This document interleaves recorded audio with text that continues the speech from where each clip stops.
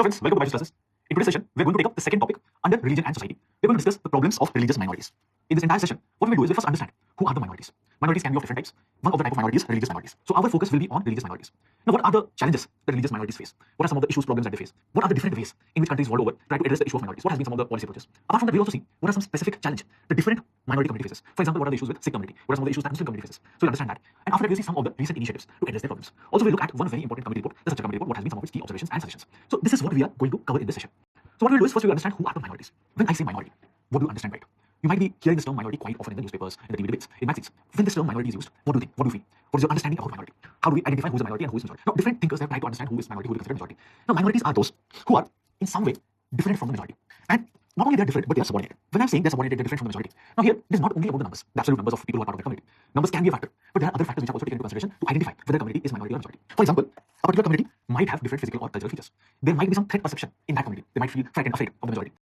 They might be at a different level of development. They might be lacking power. The treatment meted to this community might be different. Differential treatment is there. They are subjected to different kind of discrimination, exclusion. So all these factors are taken into consideration to understand who is a minority. It is not just about numbers. It's a generally, they are regarded as different, and not only different, they can also be regarded as inferior on the basis of these features, some physical, cultural features. For example, physical feature can be some dimension of race. Racial factors can be used for considering someone as inferior. There can be cultural features. For example, on the basis of religion, on the basis of language, a particular community can be considered inferior. So there can be multiple factors. Race can be a factor, religion can be a factor, language can be a factor, nationality can also be a factor. Now, these people who are the minorities, generally they are found to be lacking in power, and they are also excluded from participating in the society. They cannot fully participate in the society. So keep this in mind. When we use the term minority, it refers to those communities who are subjugated, who are subordinated under the majority. For understanding or for identifying who are the minority, numbers can be a factor, but what is more important is other factors, physical, cultural attributes, which is leading to the feeling that these people are inferior. These people are not only different, but they are inferior. They lack power, and they are prevented or they are not able to fully participate in the functioning of the society. Now, the question here is how this minority identity develops over a period of time. The minority identity gets created over a period of time. In a particular community, the feeling that you are a minority, that feeling that identity evolves over a period of time, gets created over a period of time, and it happens like this.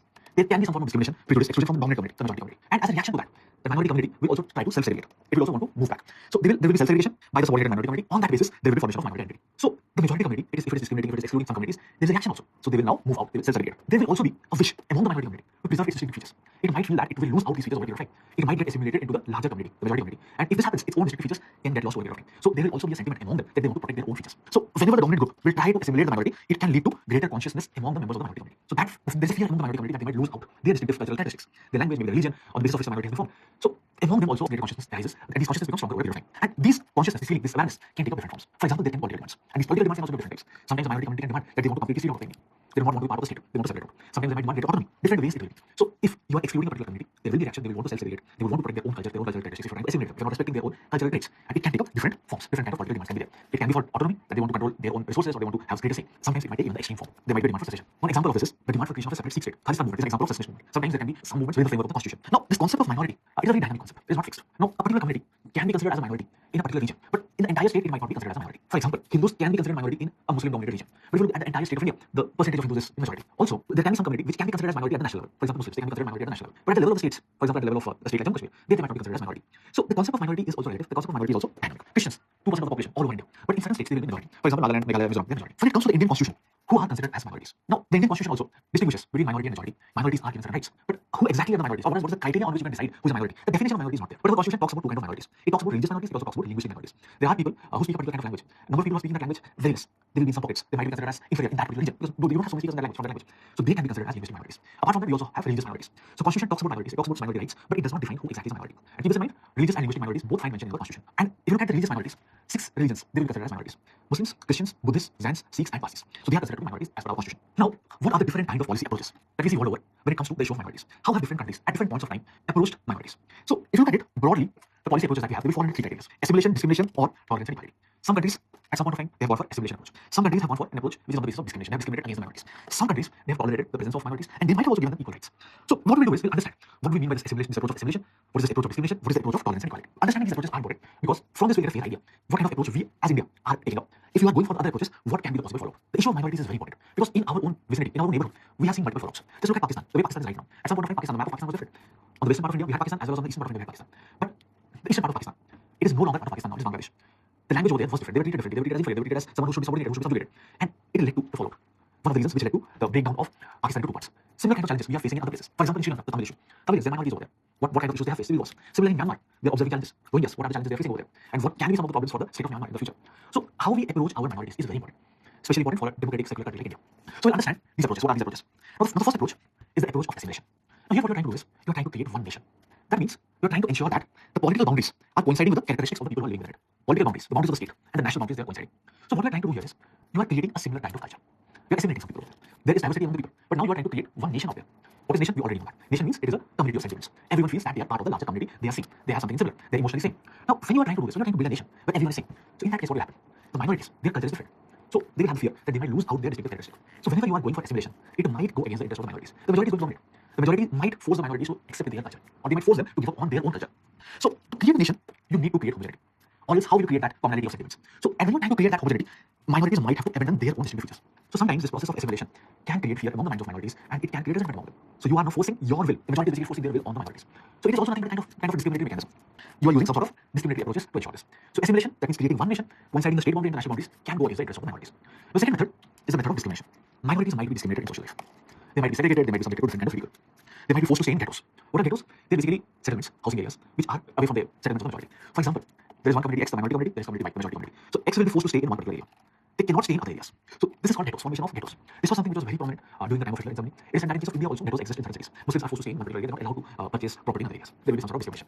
So this is one way of discrimination, formation of ghettos. They might be ridiculed, they might be segregated. So different types of discrimination can be there. Sometimes what happens is, among the minority community, there will be some members who are ambitious. Now what they will do, these ambitious members, they will go for assimilation. They want to get assimilated with the majority community. Now it can lead to more assimilation among other members of the minority community. Sometimes there can be excess discrimination, blatant discrimination. For example, during the time of Hitler, the Jews were killed. Annihilation was there. Direct methods like annihilation can be there. So it also forces the members of the minority community to get assimilated with the mainstream, with the majority. So Jews, the Nazis used to kill the Jews, and they used different methods to do that. They used to develop advanced technology to kill Jews at the time of Hitler. So this is also another method of discrimination. Now the third approach is the approach of tolerance and equality. Now what is this? See, in this approach also, the state wants to go for assimilation. The final goal is assimilation, but the policy is more tolerant. The minorities are given a fair treatment. And if you look at our policy approach, the policy approach of the Constitution of India is this: tolerance and equality. Now, our Constitution, it does not talk about any state religion. It provides equal opportunity. It prevents discrimination. It also talks about fair treatment. It also gives certain rights to minorities to protect and preserve their own culture. So we want to go for assimilation, but we are not going for any of these discriminatory methods. Rather, we have a very tolerant approach. We are also promoting the interests of the minority communities. We do not have any state religion. Just think about Pakistan. They will say Islamic State of Pakistan. But we are not a theocratic state. We are a secular state. We provide equal opportunity. Right to equality is there. You cannot discriminate anyone on the basis of caste, creed, religion. We prevent discrimination against minorities. Rather, minorities are provided certain specific rights. We also provide fair treatment to all. In fact, minorities are also given some specific rights. So broadly, these are the three approaches that different states at different points of time have used to approach minorities: assimilation, discrimination, and tolerance and equality. Assimilation, you are trying to create one particular kind of culture. You are trying to create homogeneity. When you are trying to create homogeneity, can go against the interest of the minority community because they are also going to lose their own characteristics, distinctive features. Discrimination, blatant discrimination, so that people will get assimilated. Sometimes members of the minority community who are ambitious, they would want to get assimilated. They get benefits. Sometimes, if people are not ready to get assimilated, force is also used. The kind of force that was used by the Nazis against the Jews during the time of Hitler. Third thing, tolerance and equality. Assimilation might be the end goal, but minorities are provided different kind of protection. They are treated fairly. So these are the different approaches that different countries, different states have taken up at different points of time. Now, what are the different kind of rights that have been provided to minorities in the case of India? Now, in case of India, do minorities enjoy any political rights? Just think about it. Are we given any advantage when it comes to politics? Do we have separate electorates or any such provision? Do we have a reservation in parliament, or do we have reservation in state legislatures for minorities?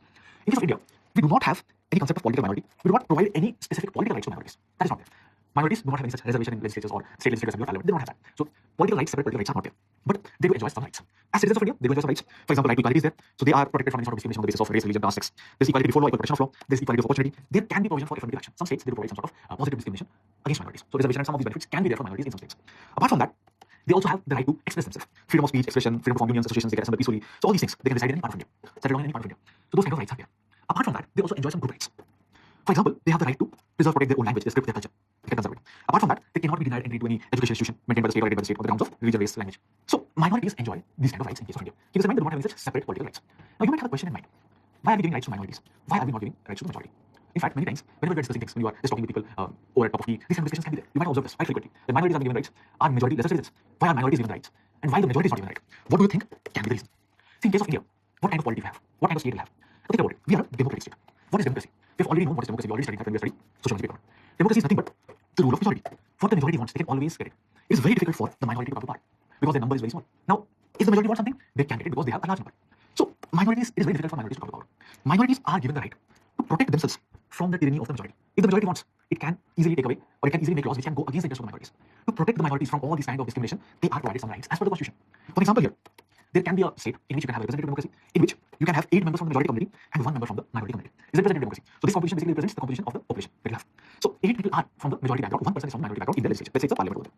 Now, if the majority community wants, they can even pass a law that kill all the minorities. And that law can easily be passed. They will have absolute majority, 2/3 special, all possible kind of majority they will have. So they can legally pass a law. They can legally have some provision by which all the minorities can be killed. They can pass different kind of laws by which the different human rights of minorities can be taken away. So that is the reason minorities need to be provided some rights to protect themselves from the tyranny of the majority. Majority democracy is nothing but majority rule. So that is the reason minorities are given the rights, majorities are not given explicit rights, because already democracy is there. Democracy is nothing but the rule of majority. It is a right that the majority enjoy, privilege that the majority has. So that is the reason minorities have some specific rights which are not there for majority. Majority can always use political processes and get things in their favor. So to protect yourself from the tyranny, so to protect yourself from the tyranny of the majority, minorities have rights. Now what are some of the rights that has been guaranteed under our constitution for the minorities? So constitutional provision for our minorities. So just look at these provisions. You might have already seen these provisions when you covered Lakshmikant or whichever polity book you covered. So once you have been through the polity part, it will be very easy for you to recollect all these things. Article 14 talks about equality before law, equal protection of laws. Article 15, 1 and 2 prohibits discrimination on the basis of race, caste, sex. Article 24, 28, different kind of freedom of religion. Article 29, right to conserve their own language, culture, script. Article 30, right to establish and administer educational institutions. Article 38, 2. So the state should endeavor to eliminate inequalities in status, facilities, opportunities. This is part of the directive principle. Fundamental duties. One of the fundamental duties is to promote harmony and spirit of brotherhood. Some features for linguistic minorities. Article 350A, 350B will not be relevant when it comes to religious minorities. Just keep this in mind. But for minorities, this also provision applies for linguistic minorities. So minorities are provided certain specific rights, but they also face multiple kinds of challenges. Now, what are the challenges they face in case of India? There are some specific issues. We will discuss each of them one by one. Now, first thing, when we are trying to create a nation, we are trying to build a nation. So in that process also, minorities might feel discriminated, or they might feel excluded, they might feel marginalized. As I told you, when you are trying to build a nation, you are trying to create one identity, you are trying to create one culture. And generally, this might also involve losing out on your own culture, on your own distinctive characteristics. So the concept of nation building involves this. So there can be a fear of marginalization. There's also a threat of cultural exclusion. There's also a feeling that diversity is not respected. You might also observe that different kind of stereotypical images are perpetuated in media, in mass media. A Muslim is like this, a Christian is like this. You might have observed that in different movies, when they try to portray a Christian character or a Muslim character, they portray it in a particular manner. The different prime time news debates, they also use the kind of Muslim characters or Christian characters they will bring, and the kind of views they will have. Not necessarily it will be the view of the entire community. A particular individual from a minority background would have been brought. He might be fundamental in nature, but he will not be actually representative of the sentiments of the entire community. Because of these kind of stereotypical images, the difference between the minority and majority community increases. Can be a threat for the integration of the nation in the long run. So it increases the differences. Apart from that, at different points of time, we have witnessed different kind of incidents of intolerance, religious intolerance. In case of India, when India became independent, at that point of time, we witnessed different kind of communal rights, rights related to partition. And after that also we have witnessed it. In 1984, 6 in Delhi, they were subjugated to different kind of inhuman practices. There was rights in 1984. Similarly, we had ethnic cleansing of Kashmiri Pandits who would be minorities over there in that particular region, in Kashmir. Then you also witnessed communal rights in Mumbai after the Babri Masjid demolition. Then you also witnessed communal rights in Goa in 2002. So at different points of time, we have seen different kind of incidents of religious intolerance. Large-scale communal violence has been there. This also creates a fear among the minds of the communities. It is the minorities who get more impacted because of this, who suffer more because of this. And among the minorities, especially the women, their body becomes the site of communal violence. During Gota rights, women who are pregnant, their fetus was ripped apart. Men as women are raped during this kind of violence. And the women of minorities, they are the ones who face the larger burden. Apart from that, state and institutions, they have also not been able to ensure the different kind of constitutional rights. At different points of time, their rights are violated. It is not protected. They do not have sufficient representation in the government services, in the armed forces, also in the parliament, and the legislative assemblies. Whatever is their proportion in the population, 14% proportion in the population, you will not find 14% minorities in the government services, in the civil services, or in the defense forces, in the armed forces, or in the legislative assemblies. So they do not have adequate representation. So if you are not having representation, that means you also do not have your voice in all these deliberations. Apart from that, there is always this fear of insecurity. There's always this feeling of insecurity. There's small in number, so there's always this insecurity about their life, sex, well-being. If there is a strain between the minority and the majority community, this insecurity gets accentuated. And in recent times, you might have observed that there has been an increased anger against minorities. That is also happening. There is cultural revivalism, usage of different kind of religious symbols in our political discourse. That can also be leading to greater threat for the minorities. So whatever minorities' rights are there, minorities are not able to enjoy it fully. Different kind of threats they face, different kind of challenges they face. If you look at specific minority communities, what are the challenges they face? For example, what are the issues that the Muslim community faces? Now, among the Muslim communities, if you look at different social economic indicators, where they are when it comes to education, health, etc., you will find they are lagging behind. For example, when it comes to stunted children, they have a high proportion of children who are stunted. If you look at the out-of-school children, again, the numbers are very high. If you look at the literacy rates, scheduled caste, scheduled tribe are at the bottom, but the next community who from the bottom is the Muslims. Muslims are around 30 to 40% of our population. But when it comes to those who are enrolled in postgraduate courses, only 2% of them will be Muslims. 14% Muslims in the entire population, 13 to 40%, but only 2% are enrolled for postgraduate education. In other areas, only 27% have regular employment. Apart from that, if you look at access to credit, bank credit, they're also lagging behind. The size of the credit that they get, that is also very less. So along all these socio-economic indicators, they are lagging behind. Their representation in public employment in armed forces, that is also very less. Population 30%, but in armed forces, just 2%. They also face a problem of ghettoization. Sometimes Muslims might be discriminated from acquiring property in other areas. In residential areas, in residential societies, where Muslims are not allowed. The landlords will not give their property to Muslim residents. Many times these kind of issues, this kind of discrimination comes in newspapers as well. You might have noticed. Sometimes people like some people who are in Bollywood, who are TV actors, who are from Muslim background, they have also been discriminated, and these kind of things makes the headlines as well. Despite that, ghettoization continues. Stereotyping also takes place. A particular kind of stereotypical image is created that all Muslims are like this. That might not be the case. Some Muslims might be having extreme views, but many of them might be having liberal views. But a stereotypical image is created that all Muslims are like this. So that also can create a difference between communities. So Muslims face these kind of problems. The problem of identity, security, and what are some specific issues that Christians face. The issue of religious conversion is a very sensitive issue in case of India. Many times, Christian missionaries, against them allegations have been made that they are forcefully converting people. And consequently, there have also been attacks on Christian missionaries. For example, a few years back in Odisha, an Australian missionary, Graham Staines, was killed along with his sons. So they were basically they were sleeping in a particular place within their car, and the car was set on fire. So these kind of attacks have happened against some members of the Christian community. Sometimes communal violence has also taken place. Generally, these kind of violence has happened in tribal areas, these kind of areas. In case of places like Odisha, these kind of violences we have witnessed. Apart from that, the provisions of reservation for scheduled castes, they have also not been uniformly applied. If a scheduled caste Buddhist is there or scheduled caste Sikh is there, they get the benefit of reservation. But Dalit Christians do not get the benefit. So sometimes these kind of issues are also there. They show reservation and minorities. Sikhs, they're one of the affluent minorities, but among them, the sex ratio is not good. Sex ratio is poor. Apart from that, among Sikhs, they have also had some strained relation with the majority. Among them, there was a demand for citizenship. Some members of the Sikh community, they wanted to move out of the Indian Union. Khalistan movement emerged among the Sikh communities. Apart from that, Sikhs have also been at the receiving end when it comes to different kind of community clashes. 1984, Sikh rights in Delhi is one of the cases which can be highlighted in the answers as well. Another religious minority, they are the Parsis. Now, Parsis are among the most affluent minority community, but the challenge that they are facing right now is the population. According to the 2011 census, their population has declined by 18%, while the population of all other communities has increased. The population of Parsis has declined. They are one of the most affluent communities. Among them, the literacy rate is very high, 97-90%. The sex ratio is in favor of women. They have more women as compared to men. But Parsis are inward looking. They do not have provisions of exogamy. They do not permit conversion into Parsi community. So because of all these things, the number of Parsi members has also declined. Childlessness is also observed among them. There is migration. Apart from that, some anthropologists they have also found out that among Parsis, since they all get married within their own community because of inbreeding, there is also prevalence of genetic disorders. So these are some issues related to Parsi community. Major challenges the number of population is decreasing over a period of time. So these are some issues that minorities face in case of India.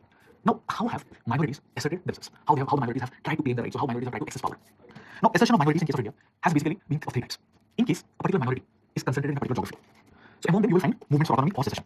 They would demand creation of a state, or they would want to see out of the Indian Union. Example is the Khalistan movement. So if you are geographically concentrated, Sikhs were geographically concentrated in one particular region, present Punjab, they were then demanding secession.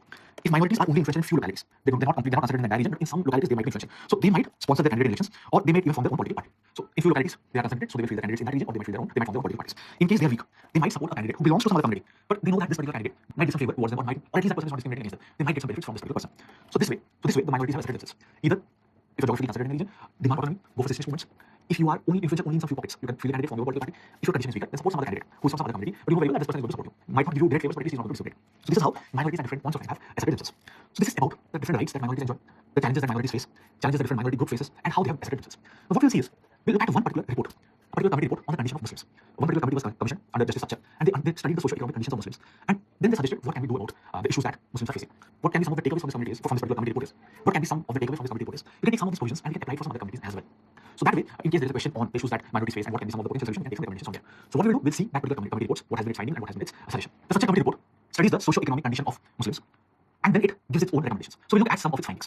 So when it comes to population, the Muslim population has increased from 10.7% in 1961 to 13.4% in 2001. This particular committee was formed before the 2011 census, so they have considered the data till 2001. They don't have the data for 2011 census. So the percentage of Muslims in India, that has definitely increased. But what they're finding is their population growth rates has decreased over a period of time. That means the population growth rate of Muslims between 1981 and 1991 and the population growth rate of Muslims between 1991 and 2001, if you compare it, the growth rate in the decade 1991 to 2001 is less than the growth rate that was there in the decade 1981 to 1991. So their percentage in the population might increase, but their population growth rate is declining over a period of time. What about the sex ratio? The sex ratio is better than the average, the national average. And when it comes to the child sex ratio, it is way better than the national average. When it comes to literacy rate, they're not performing well when it comes to literacy rate. In fact, they're the second last socio-religious community. The worst literacy rate is among the scheduled caste members. The second worst is among the Muslims. And if you look at the literacy rate, the gap is greatest in the urban areas. Gap between the literacy rate of Muslims and the literacy rate of the other communities. But there is second highest increase in school enrollment among the Muslims. So when we look at school enrollment increase between the last two census, among the Muslim communities, it is the highest. But their performance is among the worst. The worst is scheduled caste, right? Next worst is Muslims. What about primary education? Well, this committee finds out that the number of children who are going to madrasas is just 3%. See, among the mainstream, there is this perception that a large section of Muslim children go to madrasas. But this report finds out that only 3% of Muslim children go to madrasas.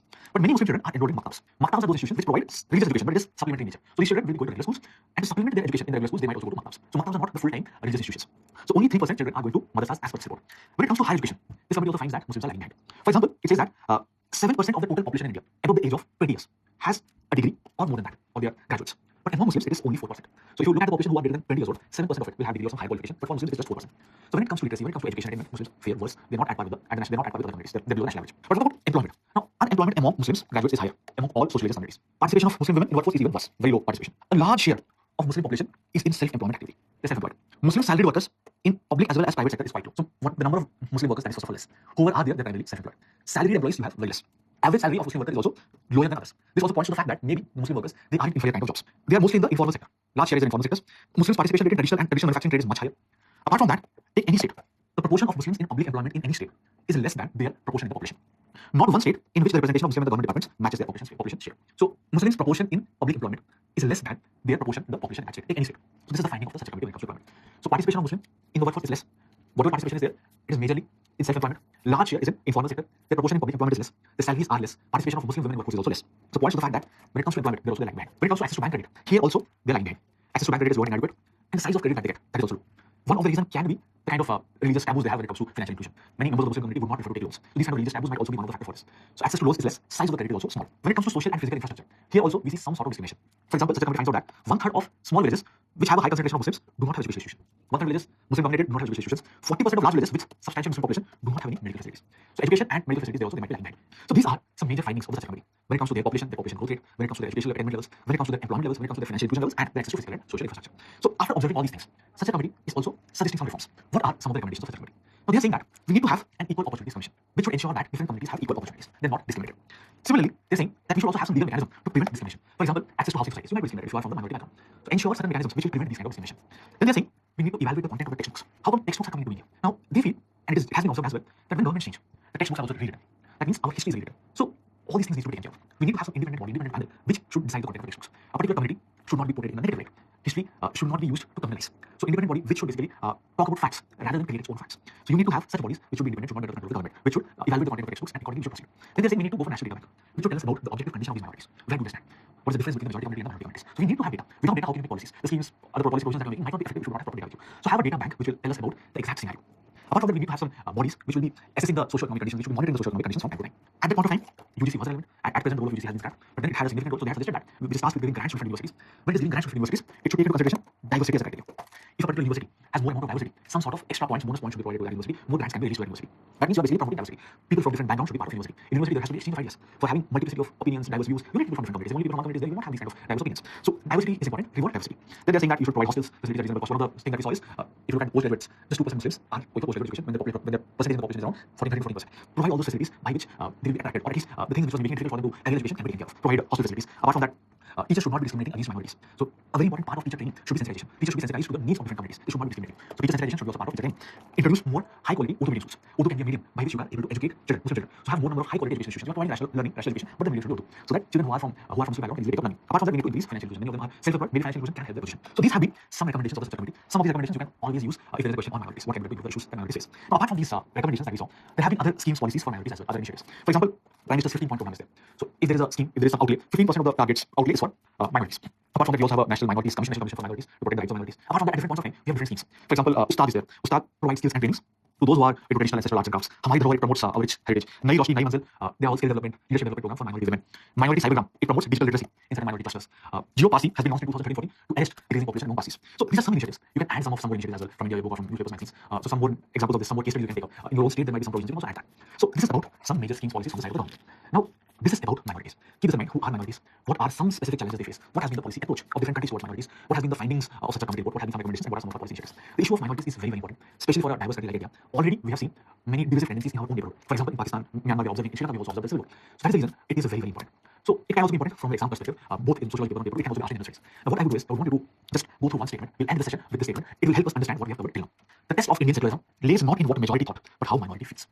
Just think about this statement when you are free. If you have something to write, you can write about it. Just write 100, 200 words on it. These are the statements of Jawaharlal Nehru, our first prime minister. So test of Indian secularism lays on how our minority feels. So this is about problems of religious minorities. Thank you.